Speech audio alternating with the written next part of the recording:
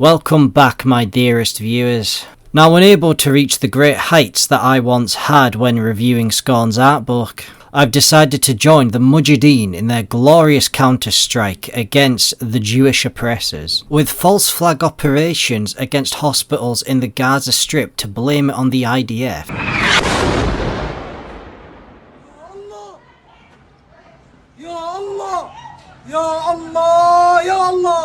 I've said a lot of things on my channel, and when the eye of Sauron of YouTube finally descends upon me, then they'll have a lot to pin on me. What I've just said being one of them. Anyway, in today's episode of Phil Flanagan Talks About a Thing, I thought I should talk about something a little bit more mainstream, something that's been making the rounds. And what makes this lovely piece of media, well, vastly different from the others, is that it doesn't look like it was made by Ed Gein on LSD. Might I introduce, which you probably already know about before you've even watched this video, the amazing digital circus. And this one's been making the rounds for two reasons. First off, it's that sort of like made for adults but still sort of childish cartoon internet like animation that usually I would avoid because I just don't like that sort of stuff. But as in this, I decided to give it a go because I'm already familiar with its creator, Gooseworks. There were other people who worked on this, but I don't know any of them, I don't care about them. I only know about Gooseworks, I only know about Little Runmo and all the other like music stuff that she did. Gooseworks is a she, right? Oh, well, on the Wikitubia page, she's described as a she, and so yeah, it's a she. Wikitubia is always the most important, most pivotal place to go to if you ever want the facts. But the other reason this has been making the rounds is because, like all these sort of childish adult cartoons, they always get the most interesting of fan bases, who say very interesting things. Yet, no, the joke that I made at the start wasn't just random, it was actually pretty contextual to what I'm talking about. See, I'm good with contextual humour. Now, my conspiracy theory here, right, is that that hospital that everybody is all over the place, was who attacked it? Was it the IDF? Was it Hamas with a rogue rocket? Was it me doing a false flag operation like I said at the start? No, here's the truth. It was actually Kane blowing it up because he thought it would be a fun adventure for everyone to keep him stimulated. Let's get the truth out there, everyone. And I hope all of my viewers are as good-humoured about dead civilians as I am. I promise this will be the last Israel-Palestine joke I make for the duration of this video. No promises for any future videos. So let's get on to the amazing digital circus itself. Now, I won't go into detail about what happens. You see, an interesting thing about the amazing digital circus is, well, it's just free online. It's meant to be a web series. You can just go watch it as is. Like, jack it into YouTube, whip it up, go spend 20 minutes on it. I'll just give you the basic rundown of the plot. So, our main character is this clown lady called Pomy. Some more clussy for you maniacs to obsess over. From what we learn from what she's said, she's put on some headset and she's now been transported into the amazing digital circus with no way to escape, kind of like Sword Art Online. And there are several other people who have also been dragged in here with her, unable to escape. It's all controlled by this weird and strange fellow called Kane, who seems to have complete control over this world. And if you don't entertain what's going on around you and you finally crack, then you turn into a mass of glitching eyeballs, and Pomy's only motivation throughout this is, well, simply to escape. Pomy, of course, does find some, like, exit, but it just ends up leading into the back rooms, and it turns out just to be another thing that Kane made in order to keep them all happy, because I guess he thought false hope would be a lot like give them happiness, I suppose. Now, the show is very bright, very cartoonish, very childish, and this goes back to what I was saying about it's like these sort of cartoons made for adults that are also very childish. You got things like Has Been Hotel or Hell of a Boss that are very much like that. Now, I've never been into that sort of stuff because it's, if I'm watching stuff, I like there to be deeper themes or more interesting story arcs. That these sorts of sorts of shows just don't have. But this is different. Now, we can't really talk about any sort of story arcs because this is entirely just the pilot episode. This is like just episode 1. This is all we have. This is our introduction. We don't know what's going to come after, but I do have my, theories and suspicions, which we'll get onto later. But what's more interesting about this, I think, is the way it deals with that childishness, right?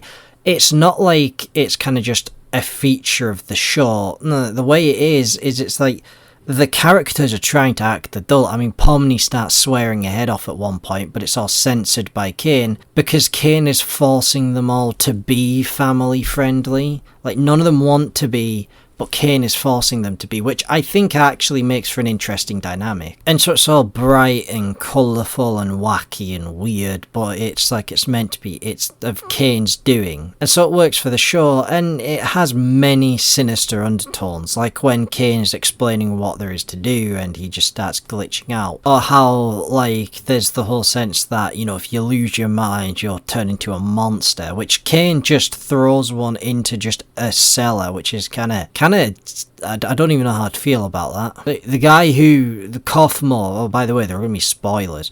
Kothmore, who turns into this monster, is he aware? Is he conscious? Is he just being thrown to the pit with all these other monsters? Does he know what's going on? I don't know. But the main sinister undertone is that Kane is always watching you, and there is effectively no escape. It's like, it's all fake and you want to leave, but you can't escape. It's one of those things where it's like, if you're in that situation, you might enjoy it for the first 10 minutes until it starts to weigh on you. But that's the setting. Let's get on to the characters. The first is Kane, who's a very interesting person. He seems to obviously be their captive, right? Well, not their captive, their captor, their captor. The one of which is holding them captive is what I mean to say. He's the one in control, but he seems to be light-hearted about it. The weird thing about Kane is, like, he wasn't mad when Pomy tried to leave. He was actually concerned for her because he knew she would have gone insane if she went into, like, the void for too long. So my whole thing is, it seems like Kane is like holding them captive, but it's like, is he evil? He doesn't seem to be trying to be evil. He seems to be trying to be genuinely nice to everyone. I suppose Kane is kind of supposed to be not necessarily the villain, but the antagonist. It's really confusing because I said, he definitely isn't trying to hurt anyone from the looks of it. Though mind you, this is only the pilot episode, so a lot more might happen with him. In fact, I could probably confirm a lot more will happen with him. The next we can talk about is our protagonist, Pomy. Now, what does Pomy do? She kind of just runs around and gets, like, dragged along with it. I suppose she's, like, the sort of, the character who is the sort of voice of the audience. That's what Pomy is. And due to this, she is framed as our protagonist. And so throughout the story, she's really not affecting the world, rather things are just kind of happening to her, but this is the first episode where she's getting used to it, right? So that's forgivable, it's supposed to be like that. The only thing Pomy actually does that really affects the story is ends up going into the void, alerting Kane, and then when Kane brings him back, Kane throws the monster into the pit. So truth be told, she actually doesn't have all that much of an effect on the story. The next character, however, has much more of an effect on the story, and that's, oh god, what was her name again? The doll lady. Gollywog. Ragatha, that was it. She basically is the one who's dragging Pomy along. She's like the sort of, hey, I'm going to be your friend and I'm going to show you what's, what it's all about. But Ragatha has been set up as a pretty good character and somewhat like a mentor kind of character to Pomy. Then you got Bubble, who doesn't do anything other than lick puke off the floor and then eat with Kane. Gangle and Kinger are a bit of a funny little duo, but I like that Gangle's always sad because she broke a comedy mask. I do like it when characters have weird, unique quirks like that. And Kinger's just, well, he's Kinger. The last character, which seems to be the one that I think everybody is talking about, is Jax, the purple rabbit fella. Now, Jax is the most interesting thing. Everyone seems to be cooming over him because it's like, oh, he's the asshole character, right? You either love him or hate him. But to me, he's more interesting because the way I see him is it's almost like he's also gone mad, just like Kinger or Gangle, but in a different way, because when he's being an absolute dick to everyone, right, when he's being a dickhead, he's not being like outright cruel to them, he's just being extremely inconsiderate. He feels to me as if he's just got to the point where he's been here for so long, he just does not care. It's like, he's got to the point where it's like, well, we're all doomed, I might as well have a good giggle on my deathbed before I go out. Is that a good analysis? He just doesn't think there are any stakes, so he's lost the will to care. Maybe society is the real digital circus. Oh yeah, also the Zubo. Zubo just doesn't do anything, right? Zubo gets kidnapped, she's a bit of a bitch, and that's it. She does nothing, is of no interest and no consideration. Don't even want to acknowledge she exists. Now that's the characters, that's the setting. What about the plot? The plot is just kind of, it's basic, right? But I said it's a pilot episode, it's just meant to get you used to what it's going to be. It's nothing complicated or interesting, it couldn't possibly be. It might have a more complicated plot in the future, I don't know, I couldn't tell you. I just look at things, I sit on my ass, I look at things on the internet, and then I sometimes talk about them, and I upload them to YouTube, alright? That's what I do, I couldn't tell you. Is that an analysis? Is that a good analysis of the plot? I'd say so. Anyway, I don't intend this to be very long because, well, it's just a pilot episode to a series. Let's get into criticisms. I fairly criticise lots of things on my channel. Everything I'll always tell you about what's bad about it and how it can be made better. Now, the how it can be made better thing is a bit of like a bit of a mix here, because I said this is a pilot episode. There's only so much you can do with it. But let me discuss my problems to you with this show. So I have no problems with the large empty spaces or the colourful rooms. That kind of, it's kind of supposed to be like that. That's the setting, right? And I really like the character designs, right? I really do like them. Okay, you got I like Pomy. Pomy is like, because she's meant to be the sort of voice of the audience, she's the most human looking, right? Naturally. Kane has a really interesting design of like the eyes in the mouth, and I like how the like heterochromia in his eyes, it switches depending on which way he's looking. And I like Gangle. I like the whole she's got a broken comedy mask and so is always sad. That's a good character design. I like her. So they're all very unique and very interesting to look at, right? You can tell who's who by their silhouettes alone. And they're all extremely emotive, as they should be, you know, especially with it being like a cartoon 3D animation. You can stretch and squish the faces any which way you need in order to get them to emote which ways you want. And there are a couple funny gags that do involve the character designs, right? Like there's the one where, because Kinger's arms aren't actually connected to his body, when he grabs a hold of Zubo's head, it kind of just bounces away. There is one character design, however, that I do not like, and that is Zubo. The entire reason is it's just a mess. It's a visual vomit to look at. It's not very emotive. There's not much expressions to be had. And it's hard to tell what's what. With everybody else, as weird and strange as it is, you can still tell what's what. Like, you can still see the human in it. With Zubo, it's just a mess of random objects. And so Zubo's character design is bad, terrible, and I don't know, like, it's already made now, so it's not like they can change it. They're gonna have to give her a strong personality in order to compensate. The other thing I have an issue with is the made up words, right? Specifically when they say gloinks. This is just a pet peeve of mine. Like, Rick and Morty did this all the time, right? Like, I'll just like fungal moles or some bullshit. That sounds like something Rick and Morty had come up with, right? Like, it's just nonsensical words that are just things you just instantly say. I get it's supposed to be childish, and Kane's supposed to be making this world childish, I suppose. But I just